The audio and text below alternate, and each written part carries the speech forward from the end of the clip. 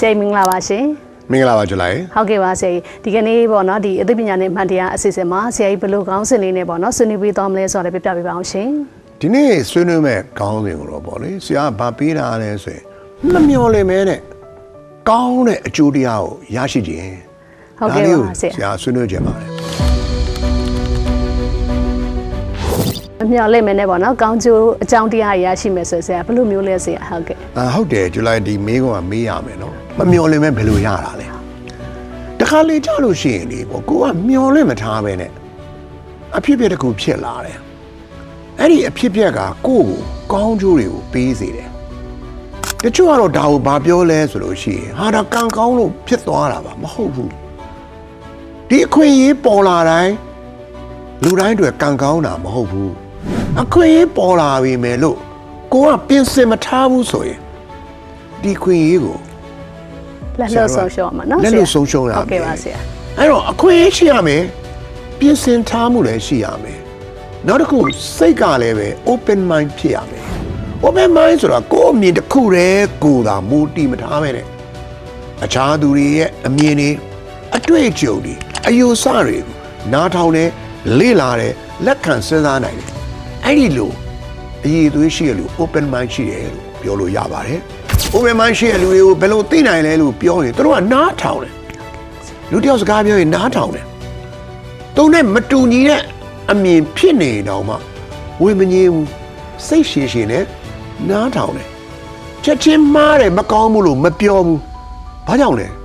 သူမသိရလဲဖြစ်နိုင်တယ်ဆိုပြီးတော့ပင်ယူခြင်းနဲ့စိတ်နဲ့သူကနားထောင်တယ်အသက်တွေကိုစမ်းသပ်ခြင်းနဲ့စိတ်ရှိတယ်ကိုအမားကိုလည်းကိုလက်ခံတယ်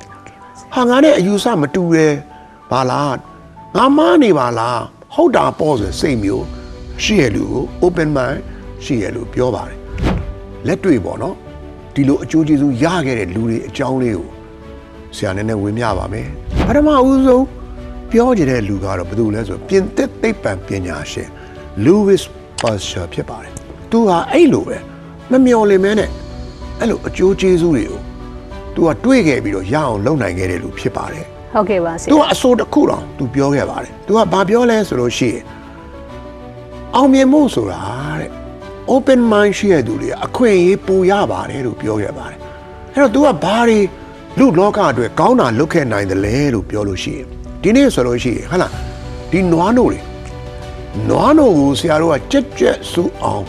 နွားနို့တည်လိုက်တဲ့အခါကျရင်အထက်ကပိုးတွေသေသွားတယ်ဟုတ်ကဲ့ပါဆရာအဲ့ဒါကိုဒီ Louis Pasteur စပြောခဲ့တာဒါကြောင့်မို့အခုတော့မှပစ္စည်းတွေကိုရင်းနှီးကြွတ်စူနဲ့ပိုးတက်ပြီးလို့ဆိုရင်အဲ့ဒါကို pasteurize လုပ်တယ်လို့ခေါ်တယ်ဟုတ်ကဲ့ပါဆရာခုန Pasteur လား Louis Pasteur လား pasteurize လုပ်တယ်လို့ခေါ်ပါတယ်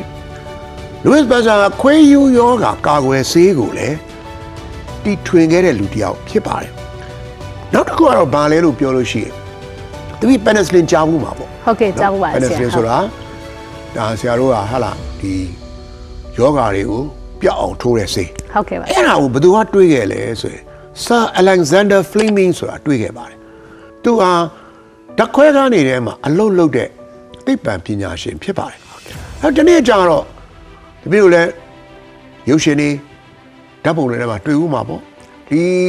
သိပ္ပံပညာရှင်တွေကဟာလားဒီခွက်ကလေးတွေထဲမှာပိုးမွားလေးတွေကို microscope နဲ့ကြည့်ပြီးတော့လေ့လာကြရတာပေါ့။ဟုတ်ကဲ့။အဲ့တော့သူအဲ့လေ့လာတဲ့ခွက်လေးကိုပိုးမွားလေးကိုသူထားပစ်ခဲ့တယ်။ထားပစ်ခဲ့ပြီးတော့နောက်တနေ့ပြန်ရောက်လာတဲ့အခါမှာအဲ့ဒီပိုးမွားတွေသေနေတာကိုသွားတွေ့တယ်။ဟာဘာလို့သေလဲ။လိုက်တဲ့အခါကျတော့အဲ့မှာပိုးပေါက်ပြီးတော့အဲ့ဒီပိုးကြောင့်ပိုးမွားတွေသေကုန်တယ်။အဲ့ဒါကိုသူဆက်ပြီးတော့လေးလာလိုက်တဲ့အခါမှာနောက်ဆုံးမြေ penicillin ကိုထုတ်နိုင်သွားတယ်။ဟုတ်ကဲ့ပါဆရာဟုတ်။အဲ့တော့သူမမျော်လင့်မဲနဲ့သွားတွေ့တာ။ဟုတ်ကဲ့ပါဆရာဟုတ်။ဒါပေမဲ့တွေ့တဲ့အချိန်မှာသူကိုယ်၌ကလည်းပညာရှင်ဖြစ်နေတဲ့အကြောင်းဒါကိုသူလုံနိုင်ခဲ့တယ်။ဒီလိုပဲနောက်တစ်မျိုးကကျတော့ဘာလဲလို့ပြောရင်ဒီ 3M ဆိုတာဆရာတို့ကော်ရီထုတ်တဲ့ကုမ္ပဏီဖြစ်ပါတယ်။အဲ့တော့ကော်ရီထုတ်တဲ့အချိန်မှာအဲ့ဒီကော်ကိုတိတ်ကောင်းတဲ့ကော်ကြီးတိတ်ပြီးတော့တခါတည်းခိုင်တဲ့ကော်ကိုထုတ်လိုက်တာထွက်လာတဲ့ကော်ကတိတ်မခိုင်မဲနဲ့သူကတ်တော့ကတ်တယ်ကပ်ပြီးခွာရင်လဲလွယ်တယ်။ဟုတ်ကဲ့ဆရာ။အဲ့ဒီကနေဘာဖြစ်လာလဲဆိုလို့ရှိရင်တမီးတို့ရုံးနေမှာသုံးပါတယ် post-it note ဆိုတာတခုကိုရေးပြီးတော့ နန်လေးမှာကတ်ထားလိုက်တယ်ဒီကရတာလေးမှာကတ်ထားလိုက်တယ်အသေးလည်းကတ်မသွားခွာချင်လည်းလွယ်တယ်အဲ့ဒါနဲ့အဲ့လိုဖြစ်လာတာပဲအဲ့ဒီလိုပဲဒီနေ့အိမ်မှာ microwave မီးဖိုတွေတုံးကြတယ် ဟုတ်ကဲ့ပါဆ ဟာလာဟင်းတွေကိုနှွေးတဲ့အခါမှာတော့မို့တကူကိုချက်ချင်တဲ့အခါ microwave ကိုတုံးတယ်အဲ့ဒါလည်း engineer တယောက်ကသူက microwave တွေနဲ့ပတ်သက်လို့သူကစမ်းသပ်မှုတွေလုပ်နေတဲ့အချိန်မှာတွေ့တယ်မှာထည့်ထားတဲ့ chocolate ကအရေးပျော်သွားတယ်ဟာဘာလို့လဲ chocolate အရေးပျော်ရတာလဲအပူတင်ရလည်းမပူပဲဘာလို့ပျော်လဲဆိုတော့အဲ့ဒီ microwave ကြောင့် chocolate အရေးပျော်သွားကိုသတိထားမိရနေပြီးတော့ဒီ microwave oven ကိုထုတ်ခဲ့နိုင်ခြင်းဖြစ်ပါတယ်ဒါတွေကတော့ခုနသမီးမေးတဲ့ဥစ္စာပေါ့နော်ဒီမမျော်လင့်ပဲနဲ့အကျိုးကျေးဇူးတရားတွေကိုရခဲ့တဲ့နမူနာတွေဖြစ်ပါတယ်အဲ့တော့ဒီနေ့ဆရာဆွေးနွေးကြတာကဘာလဲဒီလိုအကျိုးကျေးဇူးတရားတွေကိုမမျော်လင့်ပဲရတာကိုအင်္ဂလိပ်လိုကြားတော့ serendipity လို့ခေါ်ပါတယ်စကားလုံးကြီးကရှည်တယ်တိုက်ရိုက်ဘာသာပြန်တာလည်းမရှိဘူးဒါကြောင့်မို့ဆရာကတော့နော်ဗမာလိုမမျော်လင့်ပဲကောင်းသောအကျိုးကျေးဇူးတရားကိုရတယ်လို့လည်းဖြစ်ပါတယ်ဒါပေမဲ့ပြောချင်တာကဘာလဲအဲ့လိုဟာမျိုးတွေရခဲ့လို့ရှိရင်ဒါကံကောင်းတာမဟုတ်ဘူးဒါကြောင့်မလို့အဲ့ဒီလိုမမျော်လင့်အကျိုးကျေးဇူးတရားတွေရဖို့အတွက်ကိုကပြင်ဆင်လို့ရတယ်အဲ့ဒါကိုပြင်ဆင်ဖို့လိုတယ်ဆိုတာကိုပဲဒီနေ့ဆရာကပြိဿကိုပြောချင်တာပါအဲ့တော့ဘယ်လိုပြင်ဆင်မလဲအဲ့တော့သုံးချက်ရှိပါတယ်ပထမဆုံးကနံပါတ်1ကတော့ပါလဲဆိုရင်အခွင့်အရေးရတာအဲ့ဒီအခွင့်အရေးကိုတော့ဆရာတို့ထိန်းချုပ်လို့မရဘူးဟုတ်ကဲ့ပါဆရာဒါပေမဲ့အခွင့်အရေးလို့ကိုကသိလိုက်ဖို့တော့လိုတယ်ဒုတိယချက်ကကြတော့ဘာလဲလို့ပြောလို့ရှိရင်အဲ့လိုဖြစ်သွားတဲ့အခါမှာအဲ့ဒီအခွင့်အရေးလေးကိုမြင်လိုက်တဲ့အခါမှာဆက်ပြီးတော့ဒီအခွင့်အရေးကိုလေ့လာဖို့လိုတယ်ဟုတ်ကဲ့ပါဆရာနော်အဲ့တော့အဲ့ဒါဘယ်ရမလဲစဉ်းစားမပြတ်လေ့လာသင်ယူနေမှအဲ့ဒါရမယ်နံပါတ်3ချက်ကကျတော့ဘာလဲဆိုတော့ရှိရင်အဲ့ဒီရလိုက်တဲ့ဟာလေးကိုဆက်ပြီးတော့စ조사ပြီးတော့လေ့လာဖို့လိုတယ်တခြားစိတ်ကူးနဲ့ဆရာတို့ကချိတ်ဆက်ဖို့လိုတယ်လူတော်တော်များများကအခွင့်အရေးရဲ့နော်ခုနဒုတိယပြောတဲ့ဟာလားဒီ open mind ရဲ့နောက်ဆုံးကလောက်တာရဲ့မှာအဲ့လောက်တာမှာမလောက်ကြတာပဲမလောက်တဲ့အတွက်ကြောင့်အခွင့်အရေးကိုမရကြတော့ဘူးဟုတ်ကဲ့ပါဆရာကျတော့ဒီ3ခုက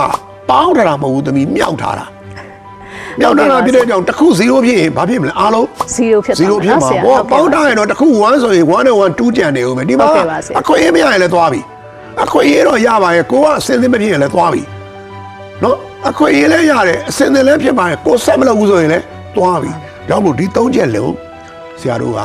ပြည့်စုံဖို့လိုပါတယ်ကြောင့်မို့ဆရာညီကုန်းချုပ်ပြောနေတာကတော့ဘာလဲဆိုလို့ရှိရင်အဲ့ဒီလိုဖြစ်နေဖို့အတွက်အမြဲတမ်းလို့စူးစမ်းလေ့လာနေပါမေးခွန်းတွေထုတ်ပါ open mind ဖြစ်ပါစေနောက်တစ်ခုကတော့ဘာလဲလို့ပြောလို့ရှိရင်ဆရာတို့ကဒီမိတ်ဆွေကိုရက်တွေလည်းအများကြီးဖွဲ့ပါဖွဲ့ထားဖို့လိုပါတယ်အခွင့်အရေးလို့ထင်လိုက်တာနဲ့တပြိုင်တည်းဒီအခွင့်အရေးကိုအသုံးချနိုင်အောင်ကြိုးစားပါညီကုန်းချုပ်ပြောချင်တာကတော့မမျော်လင့်ပဲဟာလားခုနကပြောတဲ့ကောင်းမွန်တဲ့အကျိုးကျေးဇူးရလဒ်ကိုရတယ်ဆိုတော့ကံကောင်းတာမဟုတ်ပါအဲ့ဒါဟာလေ့ကျင့်ယူလို့ရတဲ့အရာဖြစ်ပါတယ်ဆရာကတော့လေ့ကျင့်ယူကြပါမိမိရဲ့ဘဝထဲမှာနေ့စဉ်လေ့ကျင့်ပါလို့ဆရာကတော့ပြောချင်ပါတယ်